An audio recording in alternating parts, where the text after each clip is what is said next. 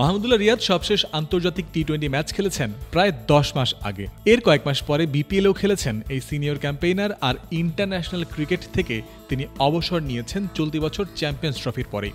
তবে মাহমুদুল্লাহ যে এখনও পেশাদার ক্রিকেট পুরোদমে চালিয়ে যেতে চান তা সম্প্রতি মিরপুরের একাডেমি মাঠে নিয়মিত তার অনুশীলন করা দেখলেই ধারণা করা যায়। আগামী মাসেই এনসিএল টি-20তে খেলার কথা রয়েছে বাংলাদেশের সাবেক এই অধিনায়কের। এরপরে বিপিএলেও খেলতে চান তিনি। শুধু ঘরোয়া ক্রিকেট নয়, মাহমুদুল্লাহ রিয়াদ খেলতে চান বিদেশি ফ্র্যাঞ্চাইজি লিগেও, যা নিশ্চিত হওয়া গেছে মঙ্গলবার। এসএ-20 পরবর্তী আসরে খেলার আগ্রহ প্রকাশ করেছেন ৩৯ বছর বয়সী এই ক্রিকেটার। সাউথ আফ্রিকার ফ্র্যাঞ্চাইজি এই টি-20 লিগের চতুর্থ আসর শুরু হবে আগামী ২৬ ডিসেম্বর। তার আগে ৯ সেপ্টেম্বর অনুষ্ঠিত হবে এই আসরের নিলাম।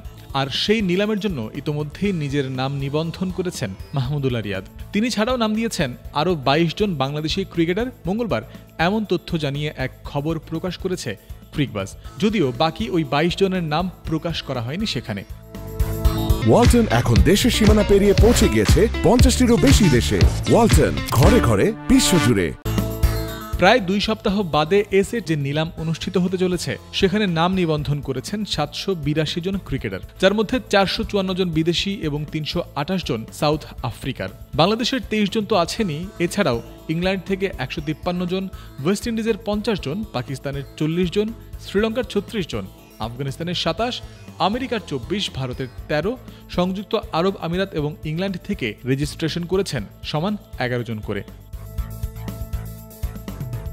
এসএ টি-20 খেলার আশায় জিম্বাবুয়ে, আয়ারল্যান্ড ও নেদারল্যান্ডস থেকেও নাম দিয়েছেন ১০ জন। নিউজিল্যান্ডের আছে ৯ জন, অস্ট্রেলিয়া, কানাডা, নেপাল এবং ওমানের আছেন ৩ জন করে। এতক্ষণ বলা দেশগুলোর নাম কম বেশি শুনেছেন সবাই। তবে এসএ-20 নিলামে এমন কিছু দেশে ক্রিকেটার নিবন্ধন করেছেন যেগুলোর নামও হয়তো শোনেননি অনেকে, কিংবা ক্রিকেটের মঞ্চে যাদের নেই তেমন পরিচিতি। Cambodia, Germany, Uganda, Motswana, Malawi, Botswana থেকেও নাম এসেছে আগামী ৯ সেপ্টেম্বরের নিলামের জন্য।